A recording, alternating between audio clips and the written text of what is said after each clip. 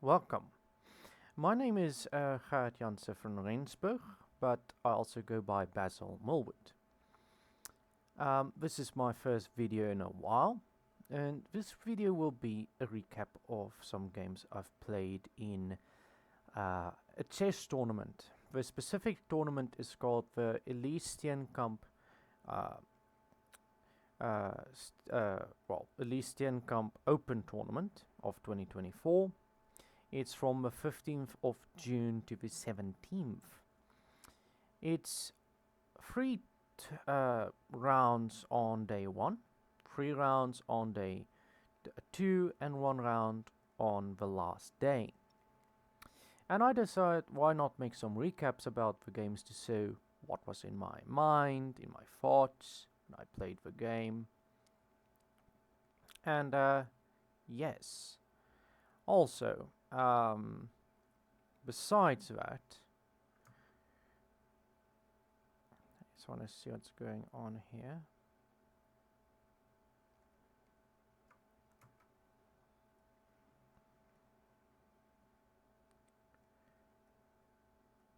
Okay, this should work. Anyways, sorry about that. You saw some live editing on the fly. It's not everything is as it should be. I'm still figuring this out. But yes, as I was saying, I was doing this planning on doing these videos with the idea of going through the games, maybe you can learn from it, but also to see what I was thinking. And I'm planning to do this in a way that I don't actually show the eval bar most of the time. Because when I was playing, I didn't see a eval bar, and neither will you. So, my first game, I was playing white, and well, let's need to figure out what's going on. Oh well. Anyways, as you saw, the first game, I'm playing white. And my opponent doesn't have a rating. Well, he's unrated and he's a guest player from Kenya. And so I started off the game with e4. And my opponent decided to play e5, which is known as, well, basically going into the reverse Sicilian. So e4 is the opening, starting move of the English opening, which has many, many lines. In fact, I'm not going to go into depth there, but so e5, and so my notes go that you pretty much play knight c3, depending on what he does next. You play some different stuff. So, for example, if he plays knight f3, f6, you play knight f3. If he plays knight c6, you play g6, g3, and so forth. But he plays d5. And to put it quite simply, I was looking at this move and thinking, is this a gambit? Because this sort of looks like the reverse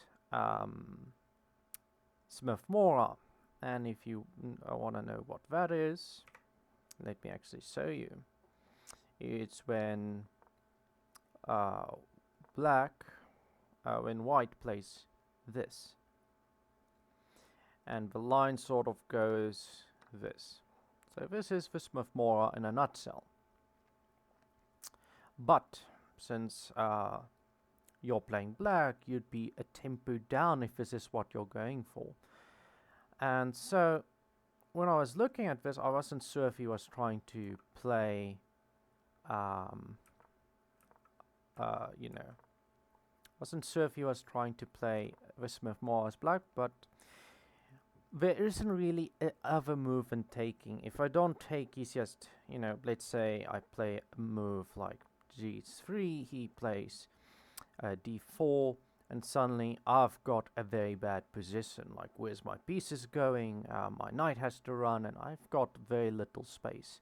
And after this, like, I move my knight, he's just gonna bring in his own pieces, and he's got a very good position. So the only real move in this position is to take. So he played knight f6 here, and so he has two defenders, of course. I've only got one defender, and I was like, let me defend it, because I don't see why not. So I played e4. It's not maybe the best move, but I think it was pretty good.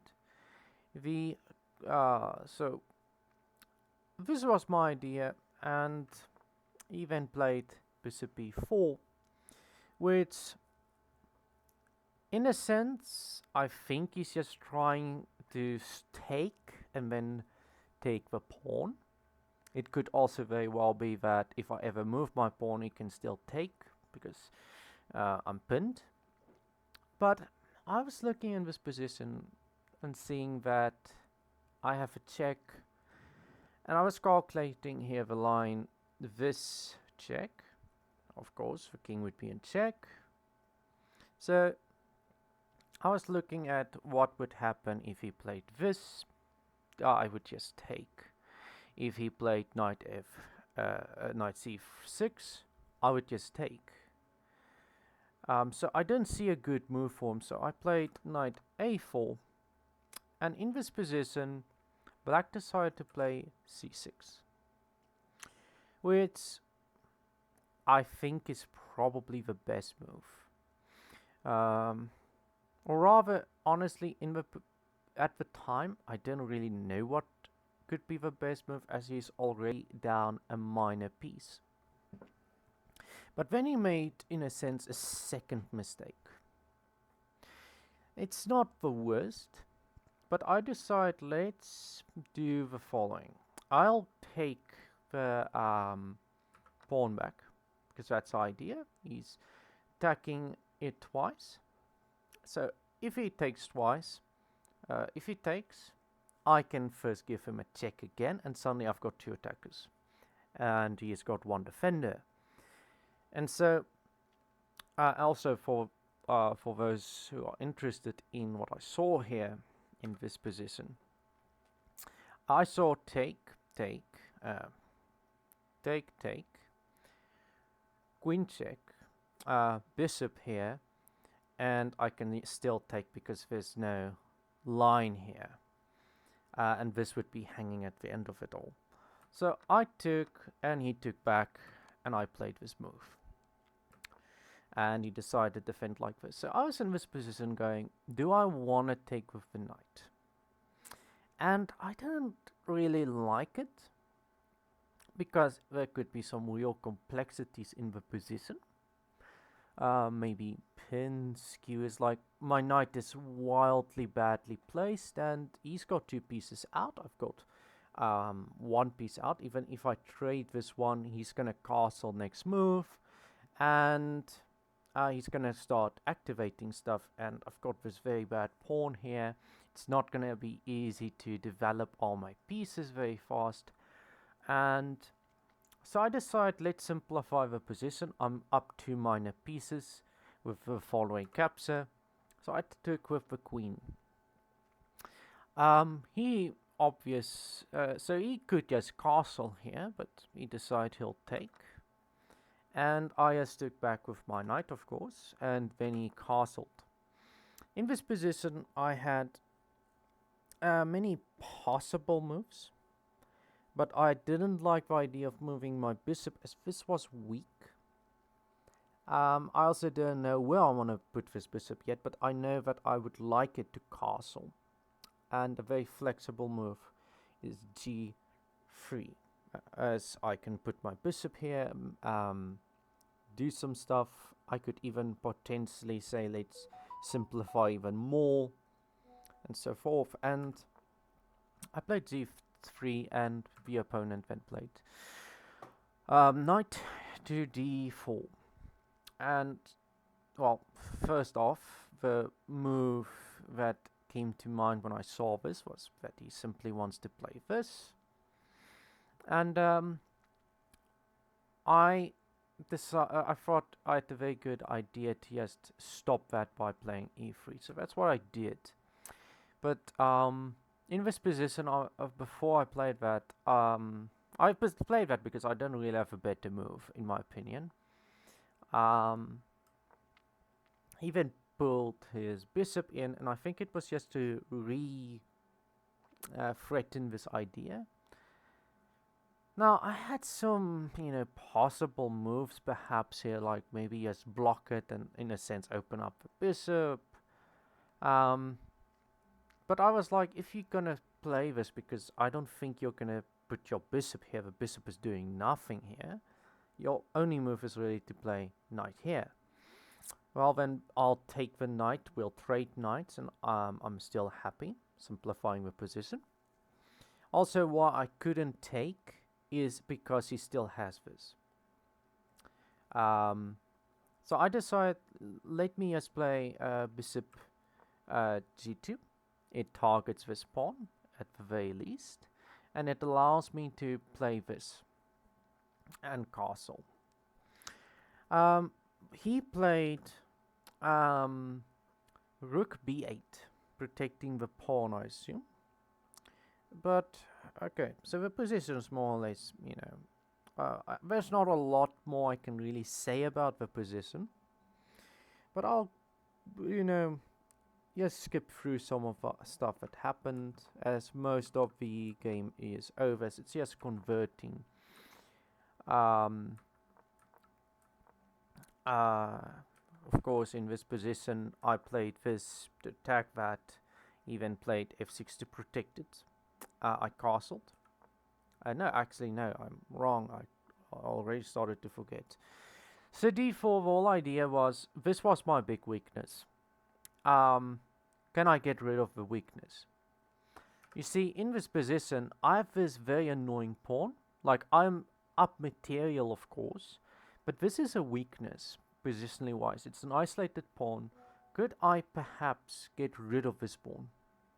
And by playing d4, I asked him a very difficult question. Or rather not difficult, but still.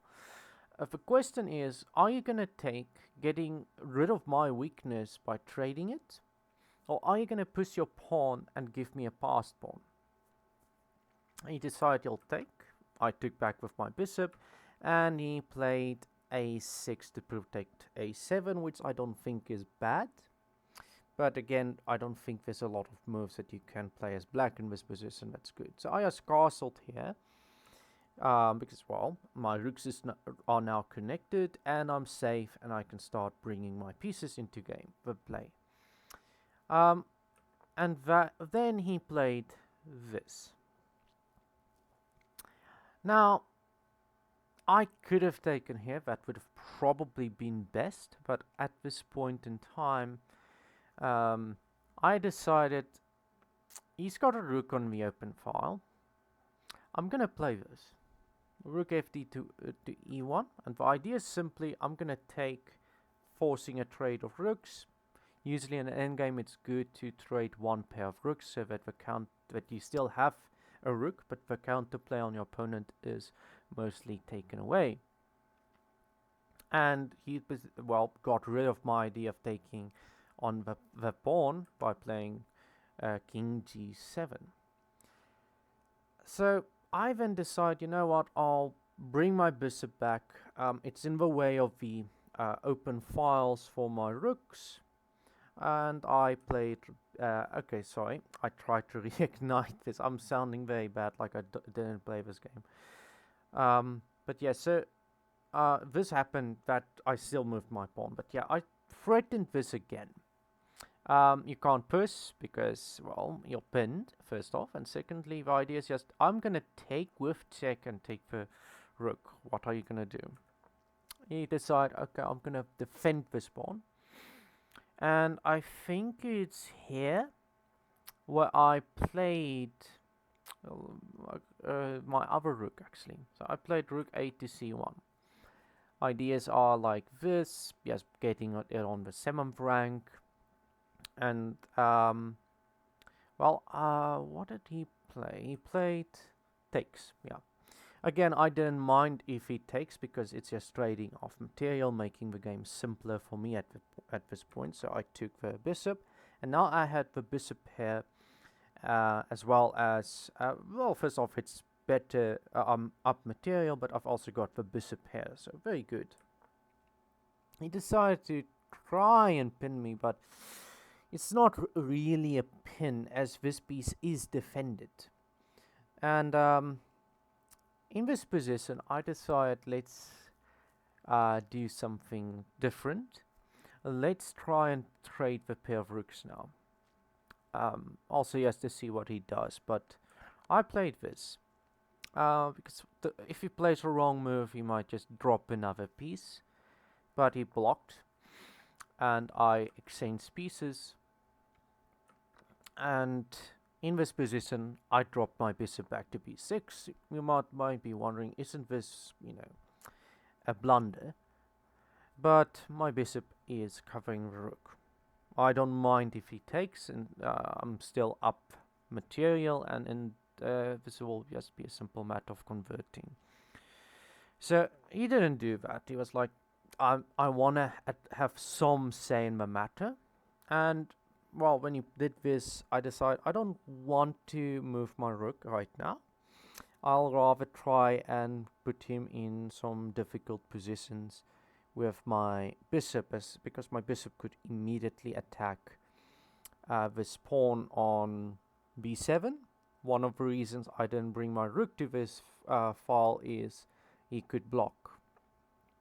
And that doesn't seem particularly what I wanted. I don't really want to trade rooks. Like, it's probably not bad, but that's not what I wanted to do. So I played bishop f3.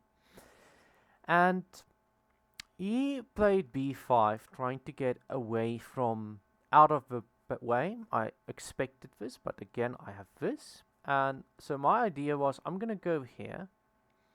And if he pushes the pawn, I'm just going to bring my bishop back one square, forking the pawn and the rook.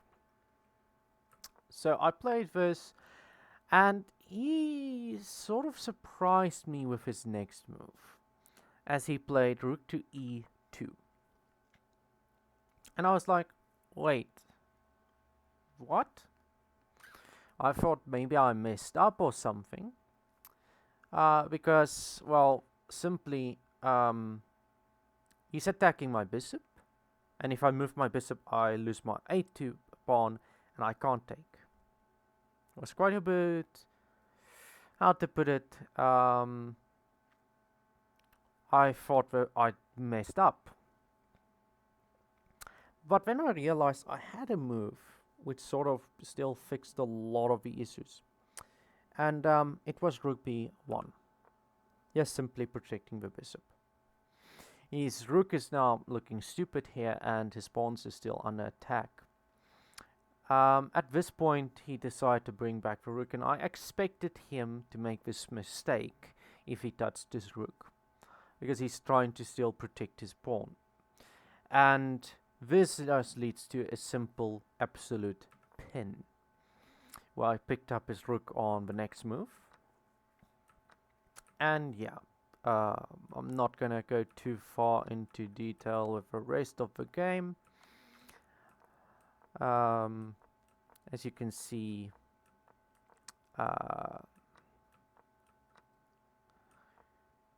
I'm sorry if there's some stuttering, but this is not what's supposed to happen. So he resigned on this move because he realized that just gonna get a pass pawn. So that is game number 1 over.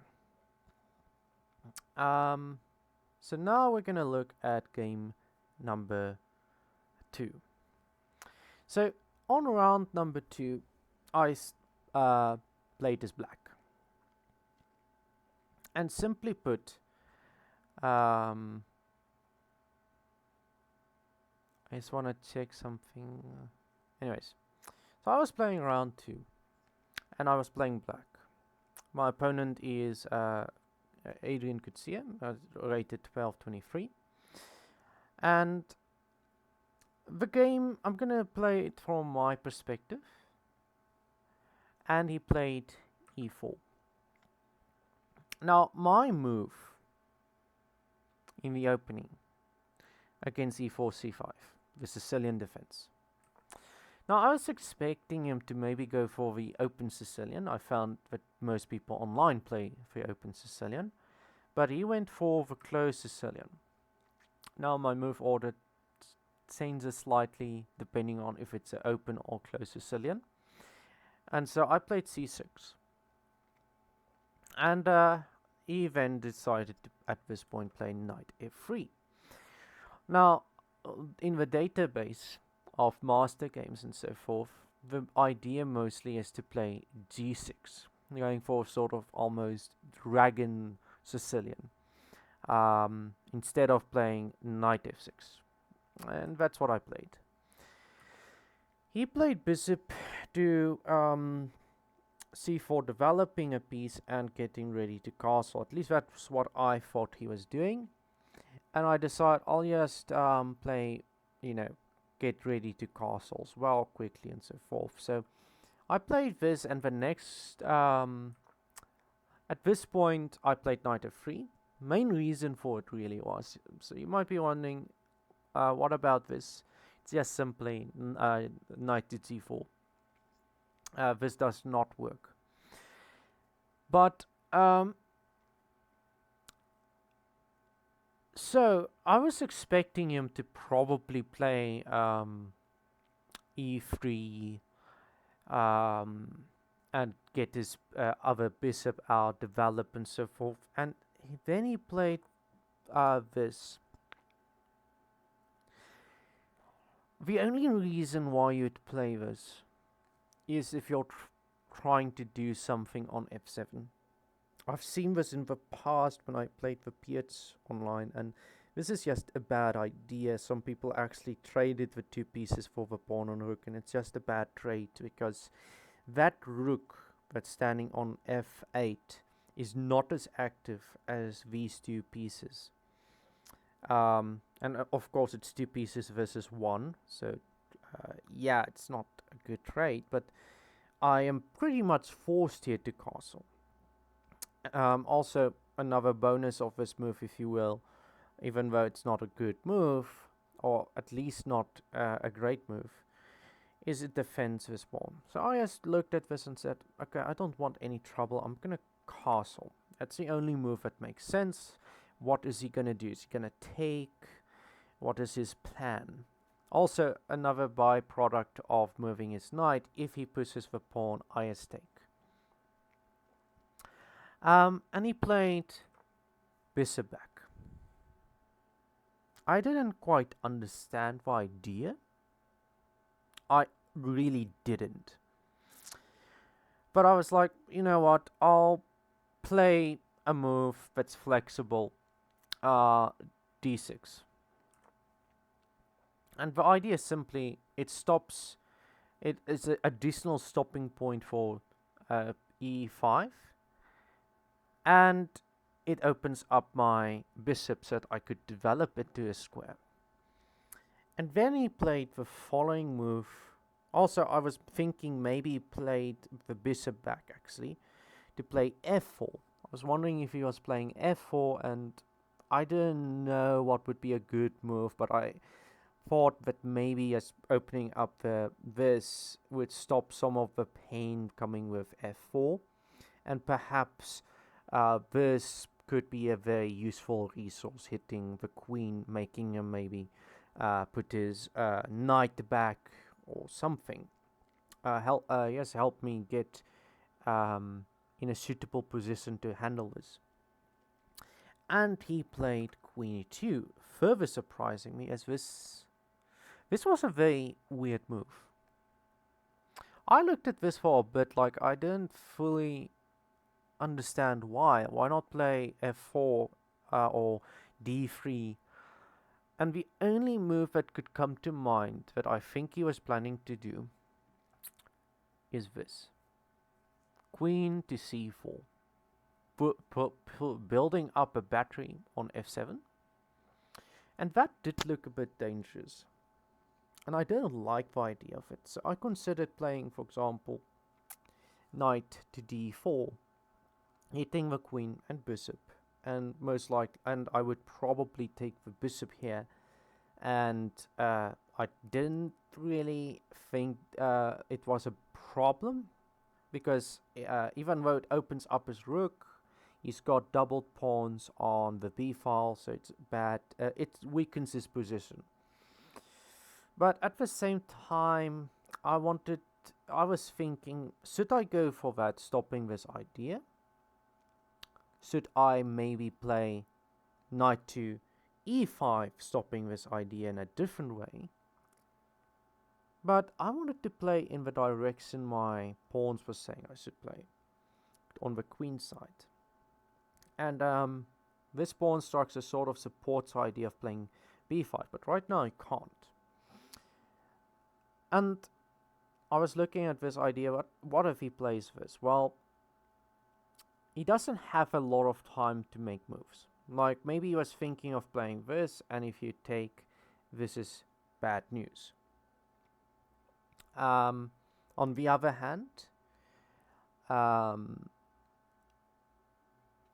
by being able to play b4, he doesn't have the choice to play this. And of course, if I don't take the knight for context, and he moves his knight away somewhere, it's a discovered check. So it's, I mean, first off, it hits my queen, so I have to move my queen, and it's a discovered check. So it's really not a very pleasant idea.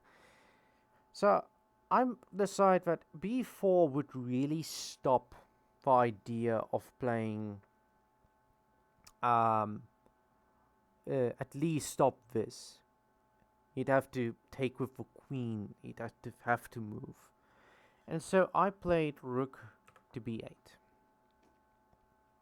And here he continued onwards with his plan to play queen to c4. Now, in this position, which was very interesting, I will mention this, the computer thinks he could have played this, which honestly is not, that does not look good if the computer thinks moving back your knight is the best move. And by the way, for evaluation's sake, for those who are interested, if he played f3, this would be minus 0.9. So that should give an idea of what the position is like at this point. So my next move was to play b5. Just hitting the queen, making it move. But then I saw this line, which actually got me worried. But I sort of made myself go and say, this isn't a problem if he does go for it. The idea is take. And you might go, but why? Why would he play this? Well, if you take, you'd play knight. Knight takes. And you still have this idea of, I mean, it's not a good idea per se, but I was thinking maybe you could try and do this. And the idea is simple. I can't take the knight. And he's threatening my bishop, my queen, and he has a discovered check waiting. And I was looking at this, and I decided it's not that big of a deal. I can still move my queen. I just need to make sure that if I move my queen, it's on a dark square, so that when he moves his knight to any square, it doesn't hit my queen. But anyways, that didn't happen. He decided to play in this position d3. He played this pretty fast, and that made me think, when I saw the fork this, did I miss something? So I first took a look, and I didn't see a move for him. He's just simply dropping a piece. So I played this.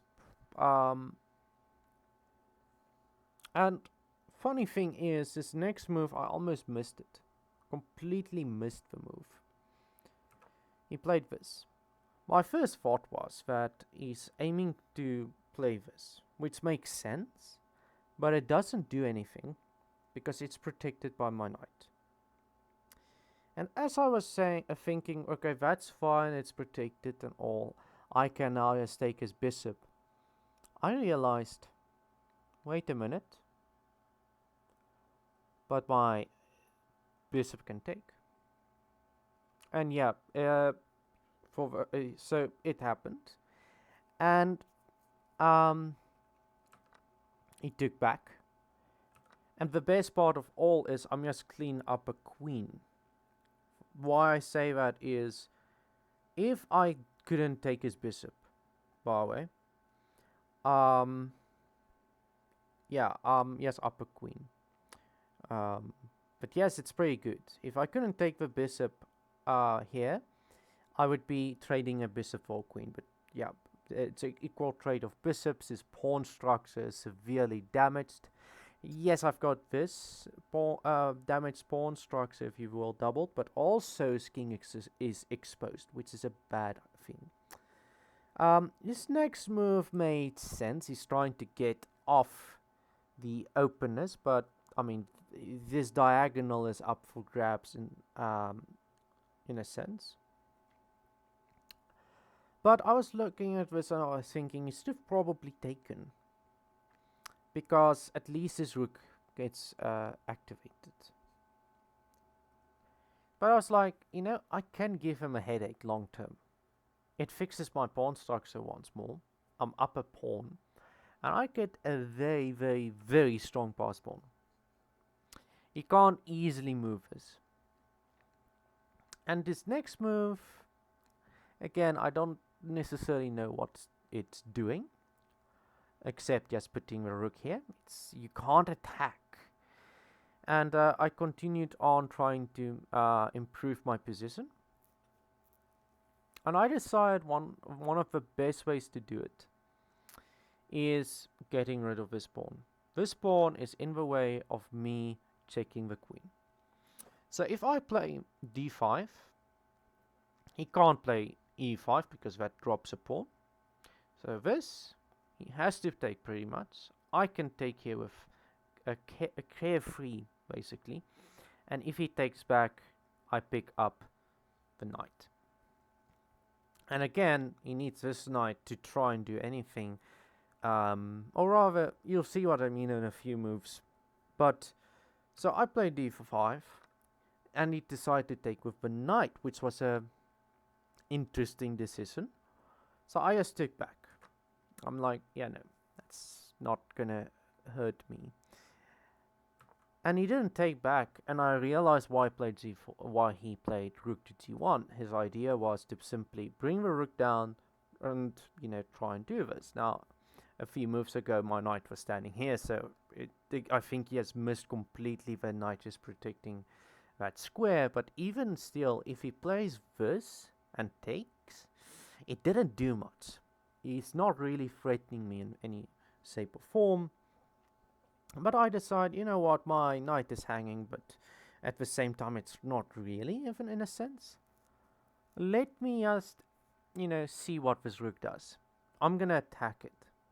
He can't put his rook here, and he can't keep it here. So either he has to drop it back on the file, or he has to put it on h4, which would lead into a skewer, sorry. And he fully went into this.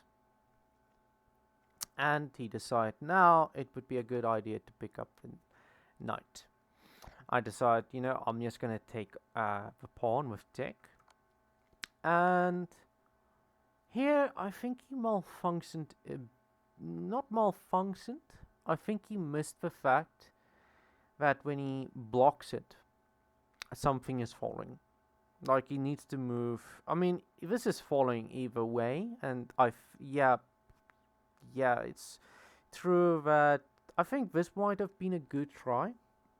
Like I really don't know what you could play as a good move, but he decided to block with his rook. Now there is a small problem. It's that the rook is pinned,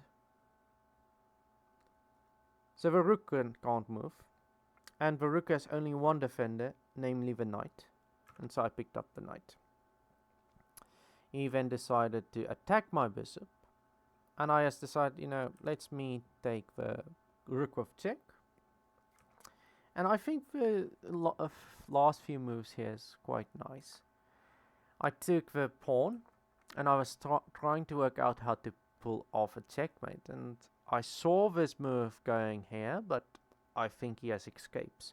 And then I realized I could cut off his escape square by playing this. He played d3, and this is checkmate. So, let me quickly pull up the last game that I played. And again, sorry about the ugliness of while I'm doing this editing. But it's what it is.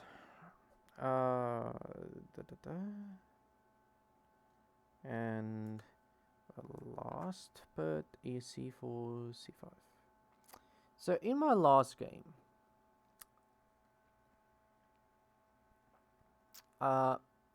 also, I should say this.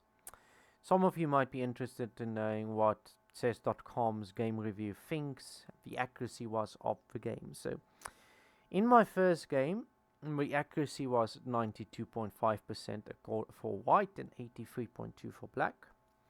And if it thinks that black played on the level of a 1350 and white played on the level of a 2000, which makes me feel good.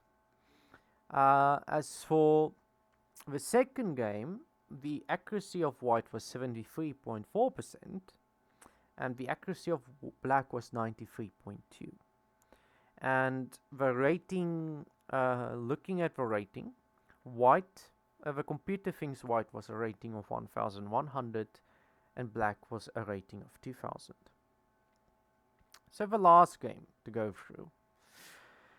I was playing white again in round 3. I just had 2 games behind me. I won. I'm pretty happy, and I'm expecting to, now have a hard time and, probably mess up at some point because, getting all egotistical about yourself because you won 2 games.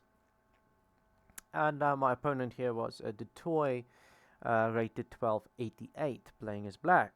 So I started off with my signature opening, if you will, or main opening c4, and he decided, after a little while thinking, he played c5. And honestly, this is one of the openings that I dislike a bit to play for this, because c5 is sort of draws, but also not just draws, very infuriating to play against, because, well, black plays basically what you play, and it's not so easy to break out of this cycle and get a significant advantage from the opening in any shape or form. And I played knight f3, the most flexible in this position, because, well, yeah, this helps prevent e4, for example. He played knight c6. I decided to stay flexible and played knight c3. And the idea is quite simple. He can't play d5.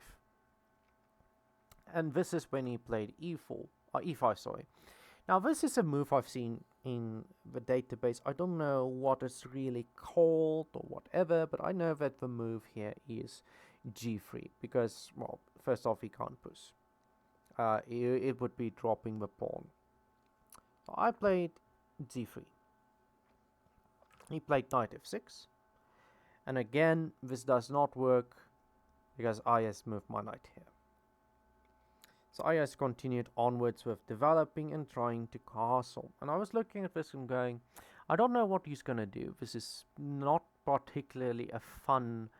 I've actually gotten this type of positions in a sense where you play d6, defending both pawns. It's a solid setup.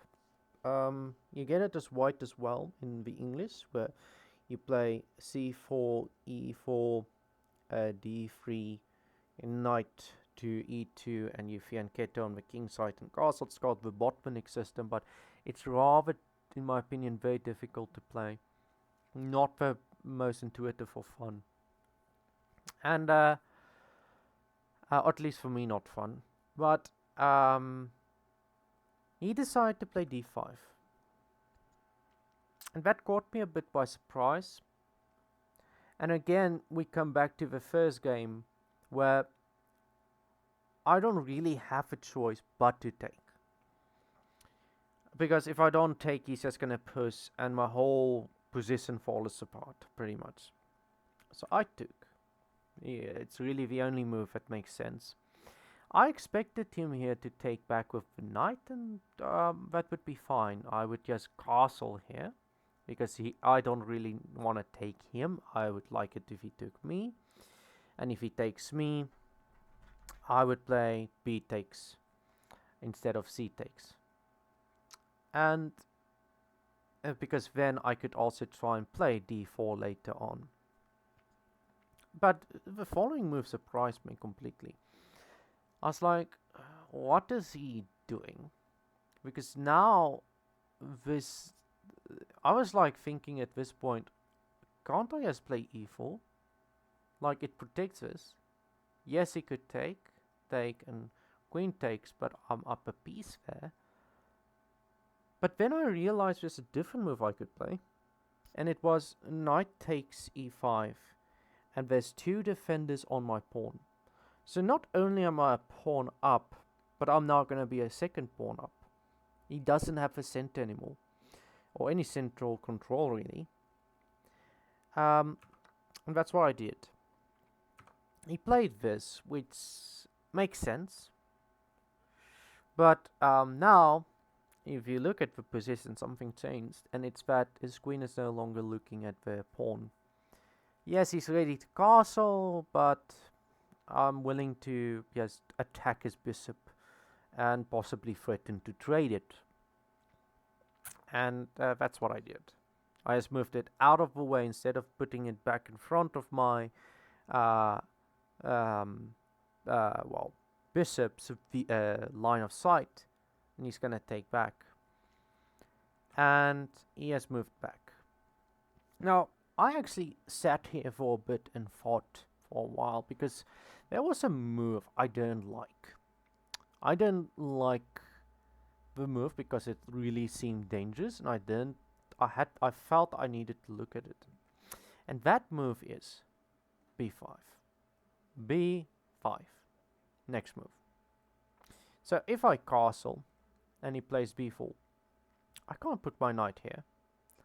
And this looked like a bad idea. But I finally settled on that if he plays b4, I actually considered playing a4 here to stop b5. Also, why this is not great is he has pushes the pawn one forward and forks my knights. But I settled on the idea that if he plays this next move, I'm just going to put my knight on e3 and have an extra defender on the pawn. And so I castled. And he castled as well. And I decide here to play d3. Main reason is that it allows my bishop to come into play. And I was actually planning on pinning him in there. Just getting... So I considered playing b3 and d3 for the purpose of developing my bishop. But I felt like if I'm going to spend 2 moves to develop my bishop, this does not look like a good square. Like, yeah, maybe long term it could be good, but I don't think it was that good. Whereas this has immediate and even long term pressure, as you can't really move your knight, and you can't really easily move your queen in this position. Like, how? The only way to move your queen basically would be to play bishop e5, and I would just take it. It would be even a free piece. He could of course play h6, but then and then I'd have to make a plan. I can't move back as this is a trapped piece. And then he played h5. So in his defense, I would say that he was planning on getting onto the open file to give himself a luft if he needs it. But also, I think he was trying to open up my position. But this now made my idea much stronger, as you no longer have h6 to get rid of a bishop. So far, this game was the one where I was thinking the most in it, because there were some ideas that I didn't like seeing, and well, yes, her position was quite, I would say, complex. So I played this, and Black decided to play Queen E7, and I think his idea, or at least this was what I was thinking in the game. I was thinking he might be planning on doing maybe a double up and attack the E7, E2 pawn. And I quickly looked at it and I thought, well, this is fine. But I start asking, what should I play next? All my pieces are developed. And I asked myself, I would really like it if I could play E4. And perhaps even E5 on this pin piece. But there's a small problem with that move. And it is, if I play this, he could take with a bishop. If my knight takes, his queen takes. So he wins my pawn. But when I saw this idea, because I was thinking of maybe I could put my rook here and then push. But then I realized I could just push still.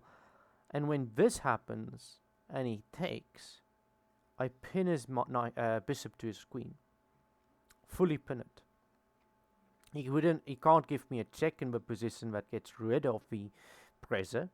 It's still there. He's just going to be losing a minor piece, and playing something like rook to e8 doesn't actually solve your problems, because I'll take your bishop the next move, and your queen would be the thing taking secondly, which is not particularly great. And so I played e4. His next move was to play this, and I was looking at this. I'm like, well, I need to respond to this, and I saw two moves. Really, only two moves. It was either to, move my queen to safety, and this would be a good square, and I would be able to continue with my plans, or I could play f3. Now, this seemed a bit dangerous to me, as you're weakening the diagonal to your king tremendously by playing f3. But I asked myself the question of, how is he getting his dark squared bishop or queen in these two squares? Because the pawn is stopping any long diagonal attack. He needs to be standing on either d4 or e3 to actually be able to check me. And his queen couldn't teleport through a pawn, and neither could his bishop. And I felt this was a very safe move to play. Plus, he can't put his bishop on this square, this square, this square. So he's, pretty much just moving his bishop all the way back. It's a waste of a move, if you will. He moved his bishop just to move it back again. Also looked at the idea of what if he takes. But I've got enough defenders. I've got 1, 2, 3 defenders, so I was safe. I also looked at the idea of maybe something like this at some point, while I was looking at d2, and well, my knight just protects. So I played f3. And here he made, I would say, interesting move. As I looked at this and I was like, am I missing something? So I recalculated, I re-looked at the plans and stuff, and I didn't see anything, and I think he has, made a mistake. And he went for the following move. Also didn't make sense. Because yes, I can't take it, but your queen is up for grabs. But yes, now, it's not that great. I decided in this position, let's get rid of his knight, and he played h6. And again, I don't want to say like falling apart because I'm not meaning it in a bad way. I'm just saying the play deteriorated at this point in a huge sense. And also, interesting fact. So you can't take here because I'm taking here, so that's not good. But at this point, I was looking at that idea of, but wait. Let me play this. It stops you from, you know, taking on g4, g3. And my idea is simply this followed by this. And your bishop is extremely bad. And that's what I played. He then played b5, and I was looking at this and going, should I move my knight? Or should I play d5? And I decide, well, if you take, that's fine after I play d5, because I'll take you with a massive threat on your rook. It's a trade of pieces, you get doubled pawns, I'm up material. It's not the worst thing, it's trading a piece while also worsening your position. So that's what I played, and he decided to drop back, which gave me the time to actually move my knight.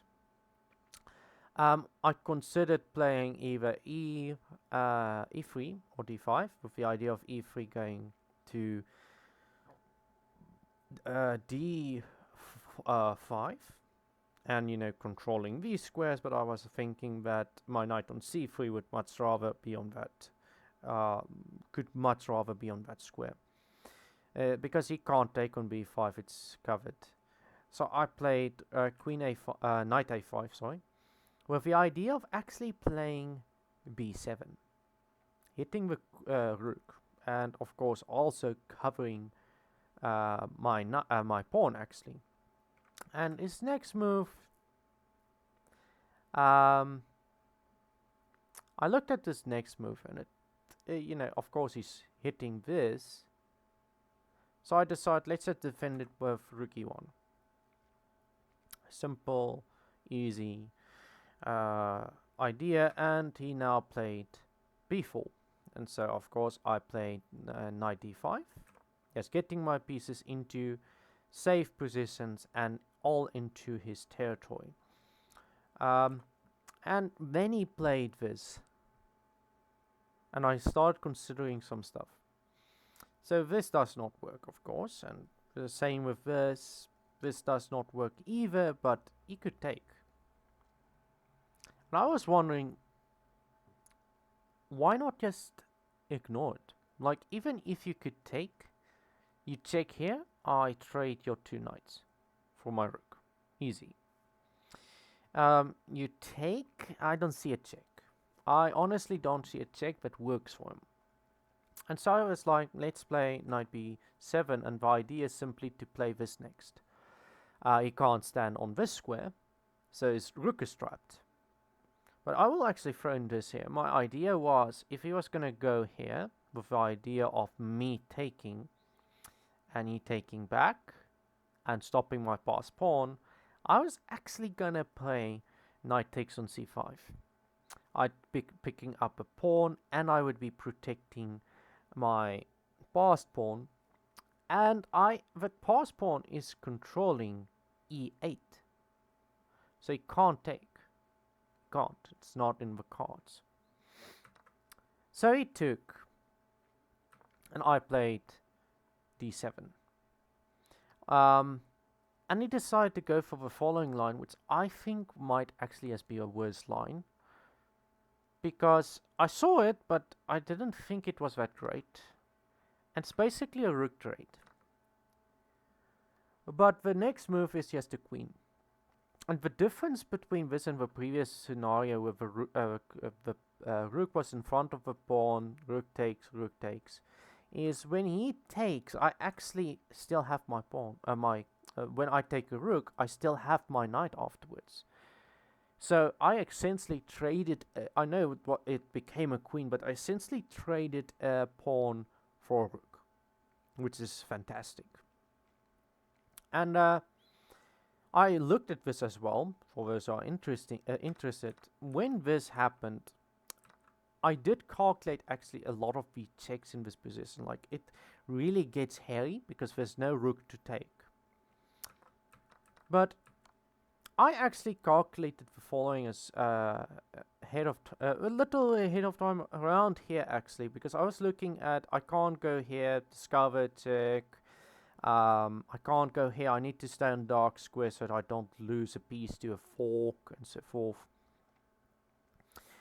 And when the idea came to me, it was like, when I moved my king here, it was like, well, he might check me, which is great. I will just move to e1 if or actually f3 if that's the case. But I was thinking, if I had to move, I've got 1, 2, 3 minor pieces. He's got 3 minor pieces. I've got a rook and a queen. So I've got a rook and queen extra. But if I could get rid of his two of his minor pieces for a piece, a lot of his counterplay is gone. Because I would still have, 4 pieces. So my idea was here to take with the queen. Queen takes knight, knight takes, king takes. He has a bishop. This is 2 minor pieces, 3 minor pieces and a rook. He has basically nothing. He decided to defend his knight, which makes sense because if he played this, I could possibly at some point maybe take that if he moves this. And this is what initiated my plan. And I'm actually very glad that the computer thinks this was the best move. He gave me a check. I just moved to f3, getting up the dark squares. And again, also another reason I played f3 is knight is on a dark square. It's gonna move to a light square where it doesn't hit light square, so he can't check me with his knight either. So if he moves his knight and it's not to take my queen, I'm just up a queen and I'm happy. So he decided, okay, I'll take, and he took my pawn with his bishop, which makes sense, and I just moved my rook to f1 with the idea of hitting this pawn. He then played f6, which makes perfect sense.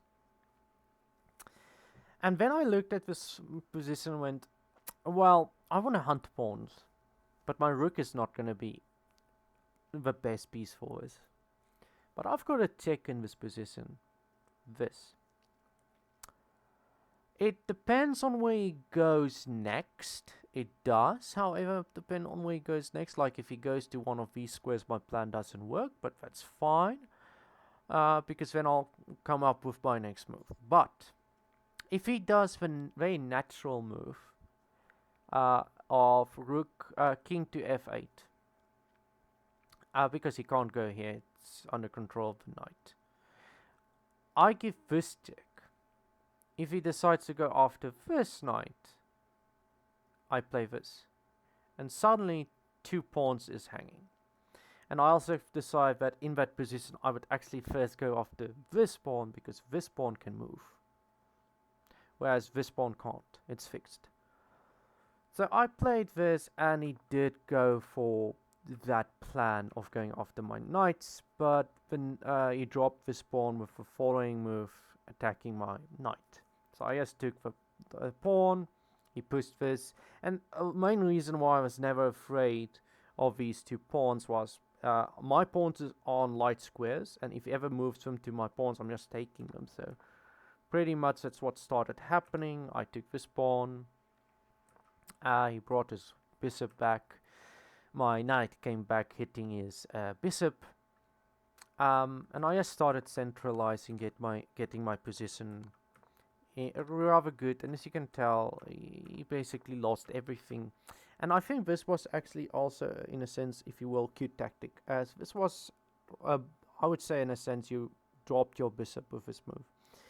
Because if you look, the only defender of the bishop is the king. So if you could get rid of the king via check,